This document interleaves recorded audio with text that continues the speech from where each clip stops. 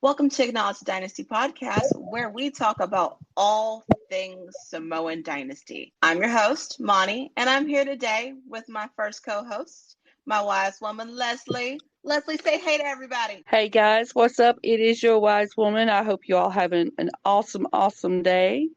Just what's up, and I hope y'all enjoy the show. And today, without further announcement, the married woman herself, our Jimmy, aka Jimison of the group.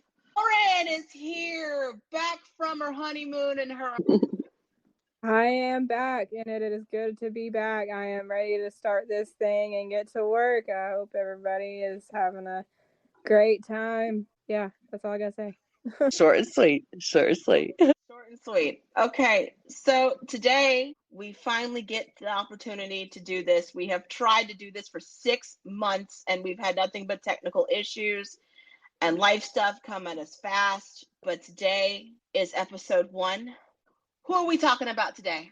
We are talking about ours, and your tribal chief, Roman Reigns. That's who. The one, the only one.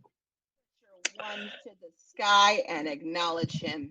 This is part 1 of 3, possibly 4, the Roman Reigns episodes. Let me start off by saying this. Roman Reigns was born Leotti Joseph Anawai on May 25th, 1985, in Pensacola, Florida. He is Samoan and Italian-Sicilian descent. His father is Sika, and his brother, Matthew, a wrestler. Guess what? Roman is a member of the infamous Anawai family. His cousins include the Tonga Kid, the Usos, the most electrifying man in sports entertainment, the final boss, The Rock, and Yokozuna. His name is Rodney. God, let me go ahead and let me just go on this tangent right now, okay? Back when I was a kid, I saw Yokozuna. I thought he was a sumo wrestler. WWE lied to me. I didn't find out until years later that Yokozuna is Samoan and his name is Rodney. Girl, same. His name is Rodney. Girl, same. Let me tell you, I didn't know how to handle that. But then I was like, yep, WWE duped us. They did their thing there, and out of that produced a great career that particular cousin did. But on to the next, we are, let's do it. His name is Rodney. His name is Rodney.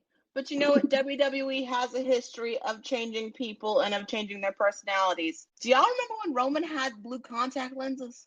I do. Because I remember that. And why would they do that to this man? He was beautiful anyway. Why did he need blue contacts? But I digress. Anyway, Roman didn't get his name out in wrestling at first. He got his name playing football at Georgia Tech. He got drafted to the Minnesota Vikings, but during a physical, he learned that he had CML. Leukemia. Around the time that he got diagnosed, was now in pill form, and he's been on that pill since he got diagnosed, and he will be on it more than likely for the rest of his life, and that is about as far as I'm going to go on there. At home in his first remission in Pensacola, he got a job working at the furniture store his sister ran. I still wonder to this day, do you think Roman can still build an office chair, guys? I don't know, but I hope one day we have a chance to ask him, because that's going to be... I know that's on all of our brains. That's on all of our brains. I mean, I'm sitting there and I'm like, he worked at an office supply furniture store. I wonder if he could put an office chair like in no time flat. I mean, like just as quick as you can, just as fast as you can, you know? And it's funny that you say that, because the moment, like when I was working in my home office and putting together my equipment, that's the same thought that came to my mind as soon as I got to that chair. Okay. Because, I mean, if you've ever put an office chair together, of course, we're women here, but if you ever put an office chair together, that thing takes some time. You really got to sit there and just get all the pieces and everything and whatnot. I put my computer chair together, and I didn't have a drill. I had a screwdriver, and it still don't look right, but I can sit in it and it's fine. While he was working at the office supply furniture, his sister ran with the Usos, his cousins, Jimmy and Jay. And by the way, Jimmy and Jay have known Roman forever. In fact, here's a funny story that I didn't know, but I think it's hilarious. When Roman met Jimmy and Jay, he was in their room playing with their toys, and they asked him, "Who are you?" And he said, "I'm your cousin Joe." "What are you doing?" "Playing with your toys." And they got mad. They got toys. Sorry, that's funny. They did, and I think Roman even, or I think Jimmy even said he had asked Roman if he could have one specific toy because it was his favorite, and then that's when Roman had said in his documentary that has came out that that's when they started doing the ones, except for it wasn't the one, it was the other one. It was the middle finger. And then Jay ran and told. But Roman, Jimmy, and Jay have been together ever since. They played football together. And what's interesting about that is that Roman would run and Jimmy and Jay would flank him. I mean, this has already been established. I wish they were a faction from the very beginning, but you know what? It's okay, because we're going to get to the big news. While Roman was working for his sister, his father Sika came in, and I always imagine Sika's eating peanuts when he talks to Roman about this. And he says to Roman, "So you're going to build office furniture for the rest of your life for your sister, or are you going to wrestle?" And Roman said, "Well, I guess I'm going to wrestle." And he joined FCW. And FCW is filled with many alums. Let's name them all. You got Big E, you got Bray Wyatt, rest in peace, Bray. You got Dean Ambrose and Seth Rollins. Remember those two names, Dean Ambrose and Seth Rollins. His stint in FCW would soon turn to NXT as FCW became NXT. Roman would soon change his gimmick and a precursor to a persona of what is to come, a pompous heel who was onus on time. So what time is it, guys? What time is it? It's Roman Reigns' time. It's Roman Reigns' time. But of course, Roman was already a star. Dusty Rhodes took one look at him and said he had it. He had it. He couldn't bottle it up and sell it if he wanted to. It was time for him to go to main roster. And that brings me to the infamous faction, the Shield. Long live the Shield. Long live the Shield.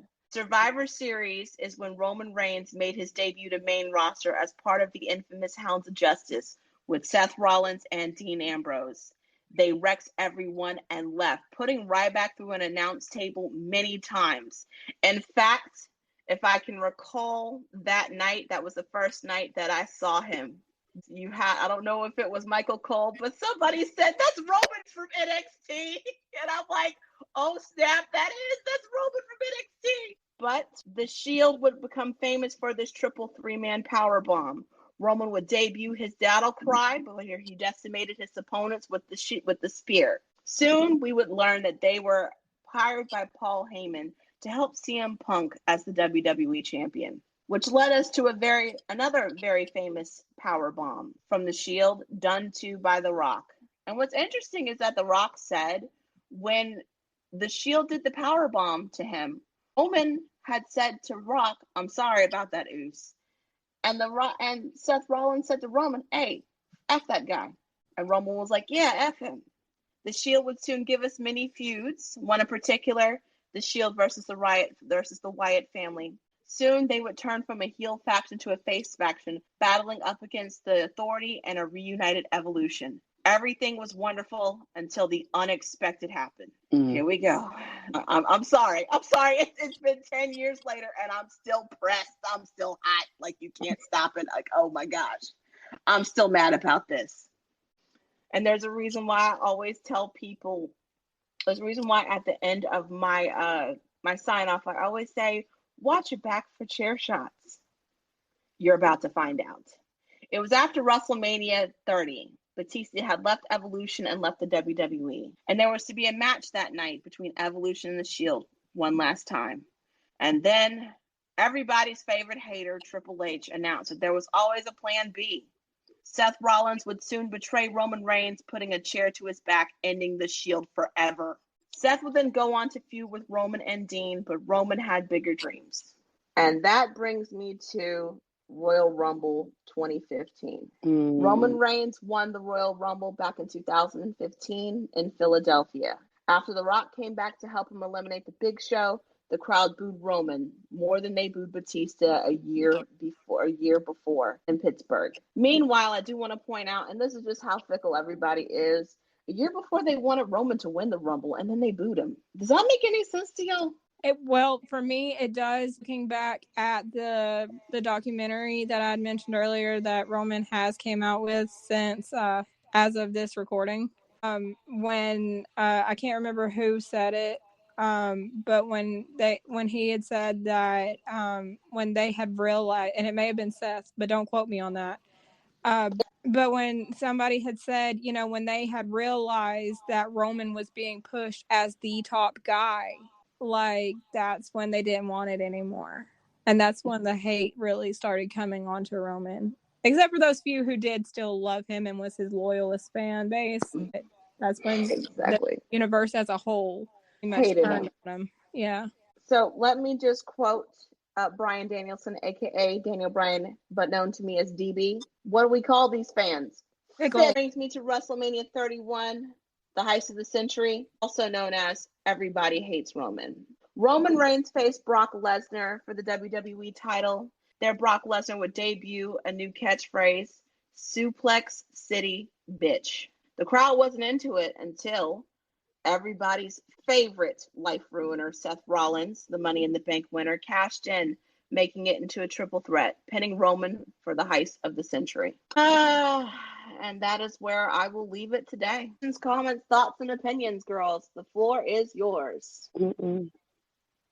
I think for me, I think it would be cool for our audience who may not know, who's really not familiar with the Shield so much, to kind of add in that while they were in the Shield, and really throughout Roman's career in general, Roman has a Grand Slam champion. He has held so many titles, and part of those titles was being a tag team champion with Seth Rollins in the Shield.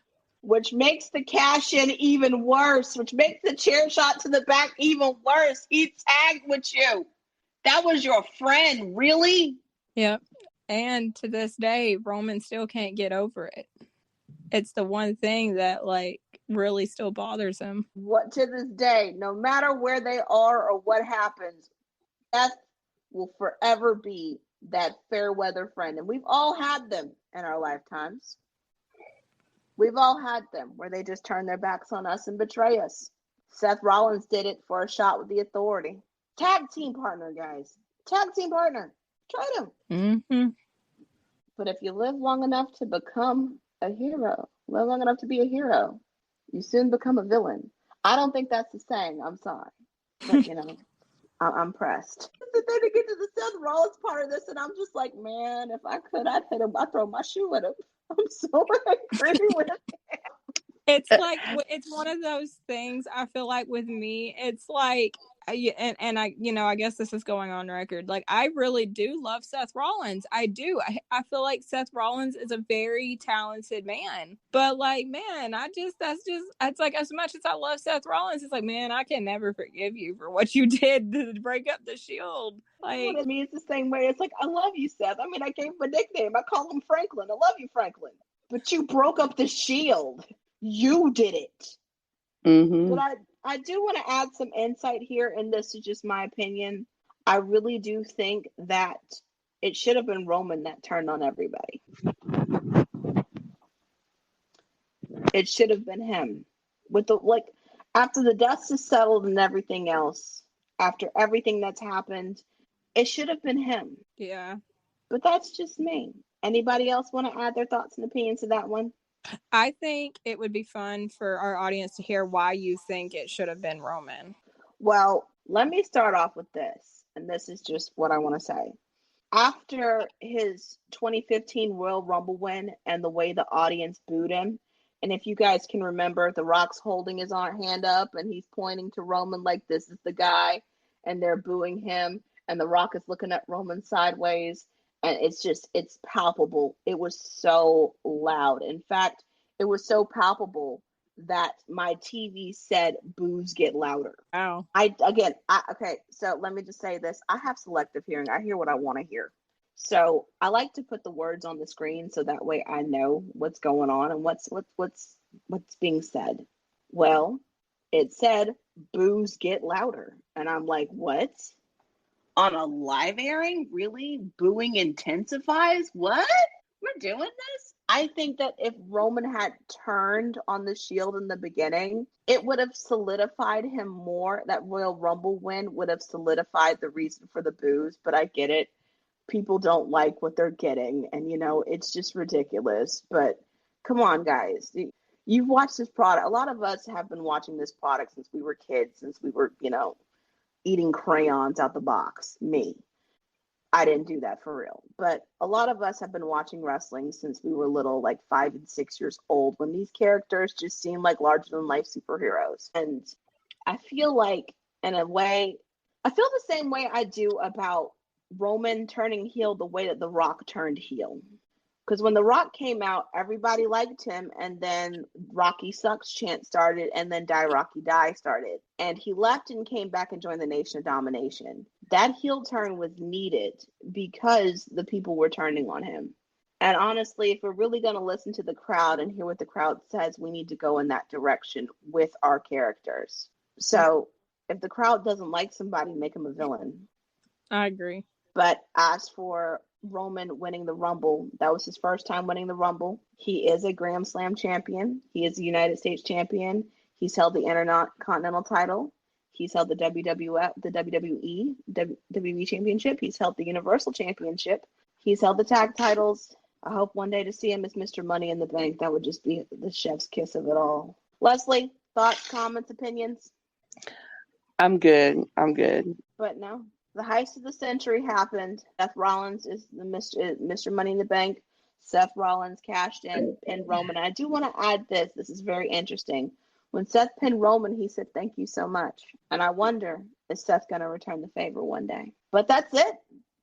That's it. We will see you guys for part 2. Drink your water. Watch your back for chair shots. Acknowledge the tribal chief. And acknowledge the dynasty. Before we end, I do want to give one last shout out. And that is to my cousin, Zion. Rest in power. Bye, everybody. Bye. Bye.